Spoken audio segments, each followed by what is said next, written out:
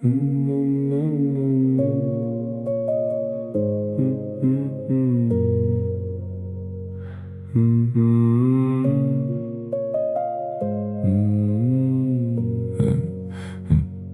crescut printre pereți care nu știau să tacă, unde visele nu se spun, doar se înghit când te apasă. Nu era liniște, doar pauza dintre două certuri. Și-am învățat de vreme că iubirea vine cu defecte. În blocuri unde timpul stă, dar problemele aleargă, unde mâine e un lux pe care nimeni nu-l mai poartă. Am văzut oameni devenind umbre fără să vrea și am jurat că nu ajung acolo, dar nici nu știam unde sunt eu de fapt. Refrenul vieții mele nu l-am scris eu, l-am trăit din greșeală,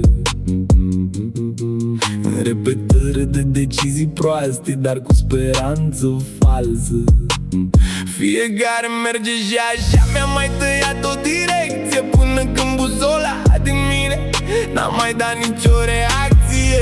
Și totuși am mers înainte, nu știu dacă e curaj sau obicei. Când te naști fără hartă, orice drum pare ok, dar drumurile astea nu te duc unde vrei să ajungi. Te fac să uiți întrebările pe care trebuia să le strângi. Am confundat liniștea cu golul din interior și oamenii cu adevărul mare, erou mic decor. Am căutat validare în priviri care nu rămân, ca și cum valoarea mea depindea de rămân. Dar nu rămâne nimeni complet, doar fragmente în timp. Și învăț să nu mai cer ce nu se poate ține în ritm. Am fost dependent de reacții, de zgomot, de confirmare. Acum învăț să respir fără aplauze, în fundal fără mirare. Uneori mă prind vorbind cu mine mai sincer decât oricine și nu mai e frică de ce aud, chiar dacă doare bine. Pentru că adevărul nu mângâie, dar nici nu minte, și prefer să-l simt brutal decât să trăiesc în cuvinte strâmbe.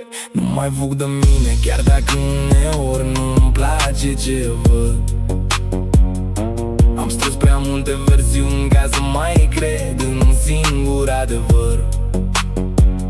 Dacă totul se rupe, măcar știu cine ține bucățile.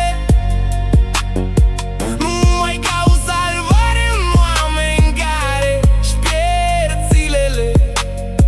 Și dacă liniștea vine grea, o las să stea. Nu mai umplu golul cu nimic doar ca să nu-l văd așa. Am ars destule punți încât să știu drumul înapoi, dar de data asta nu mă mai întorc, mă reconstruiesc din noi. În mine nu mai e haos, e doar organizare. Emoții care nu mai țipă, doar învață să exist în stare. Am pierdut mult, dar nu tot, și asta contează, pentru că ce-a rămas respiră fără să se prefacă. Și poate nu sună ca bine, dar e real. Și pentru prima dată realul nu mai e fatal. E doar un spațiu între cine am fost și ce devin, fără aplauze, fără gabă, doar un drum care îl țin.